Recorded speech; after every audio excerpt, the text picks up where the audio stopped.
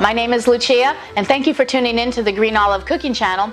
Today, we're gonna make pasta. Italians love pasta. They eat pasta every single day as part of their midday meal.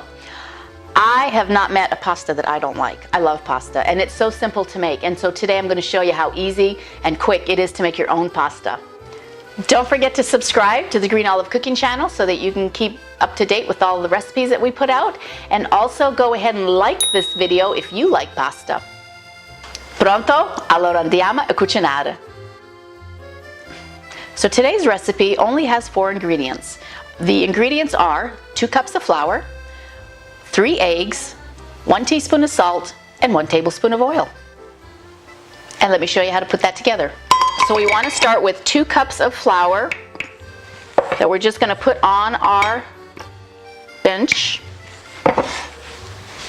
We're going to add a teaspoon of salt, and we just want to incorporate all that salt into the flour. And now we're going to make a well, and this is really important. It's better to have a well that's too large than too small. And in our well, we are going to add our eggs. We're going to add a tablespoon of olive oil.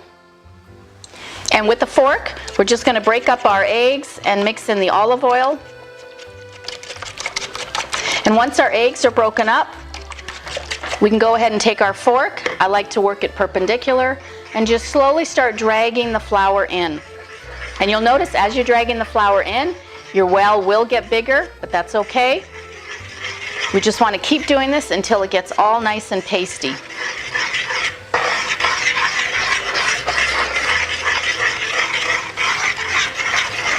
Once our eggs are all nice and pasty, we can then switch over to our bench scraper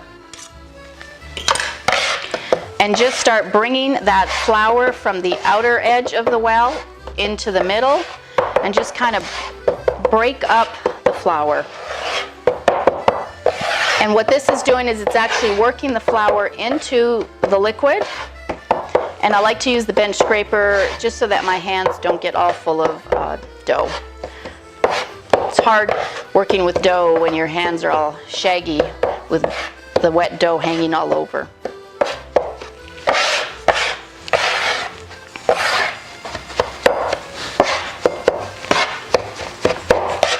Now once our liquid and everything is all absorbed with the flour, it's now time to work with our hands. So we want to bring this together as best we can into a ball. And once we get this ball formed, we can actually start kneading our dough.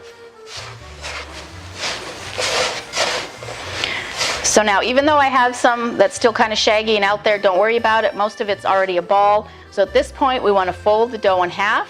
Using the heels, we want to push out and a quarter turn. Fold in half, push out, and keep doing this until we form. And just keep doing this until we form our pasta. Now you can use a pasta machine to do this, but I like to work with the dough with my hands. But if you feel more comfortable with the pasta machine, you can go ahead and do it that way.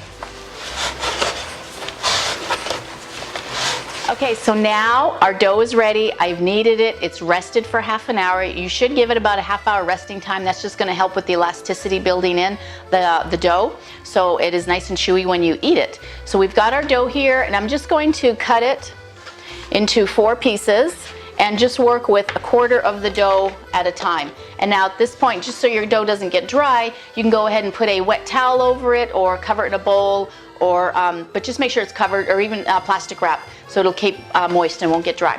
So now that we have our dough, quarter of our dough, I'm going to try to flatten it out as best as I can. And I have this pasta machine that I'm going to use to help me roll the dough out nice and thin. You don't have to have a pasta machine. You could actually roll it out by hand with a rolling pin. It is a little harder, but it is nice to have this. But if you don't, you don't, and you know, you just work with the best. You work the best with what you have.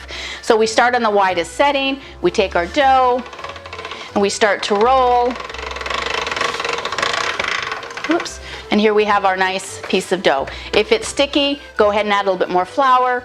Otherwise, we go down to the next one. And you do have to do it one step at a time. So we're starting on 0. This is the Italian machine. We're starting our 0, and I'm going to go all the way to 6 because that's the thickness that I like. But you can go to whatever thickness you want.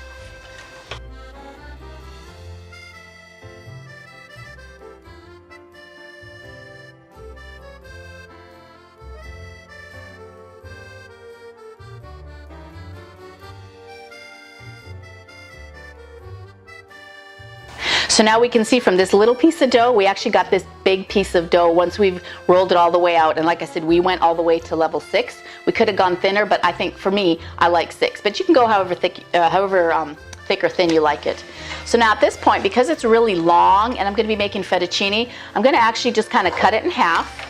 And I'm going to work with half at a time. And so now for those of you who aren't familiar with this pasta machine, not only do we have a roller side, but we also have a fettuccine and a spaghetti side. So I'm going to take my crank out and put it on the fettuccine side. At this point, it's really important that you actually put a lot of flour on here because it's going to get cut, and you don't want it to stick in the die with the cuts, and you want it to be able to separate completely as you roll it through. So now that we have extra flour on, we are now going to insert it through here. And we will see that it comes out nice and cut on this end, and nothing sticks, and this is exactly what you want.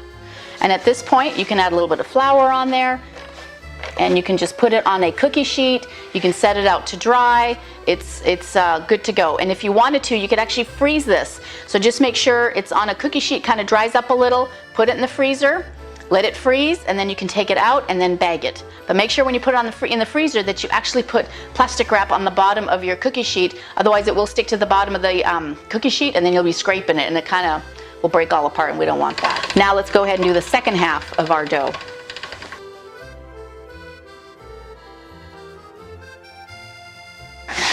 Okay, so now that our pasta is done, we are bringing our water up to a boil. So we want to remember to salt our water. This is the only chance that your pasta has to be flavored with the salt, so make sure you put enough salt in here. I usually do about a tablespoon or 2 for every, 4 quarts of water. Now we're going to go ahead and add the pasta now that the water's hot. You don't really want to stir the pasta a lot, just give it one quick stir, and that's it, leave it alone. And it should float to the top. Once it floats to the top, give it about 2-3 minutes, and we can pull it out and we can get ready to serve it. So it cooks up very quickly.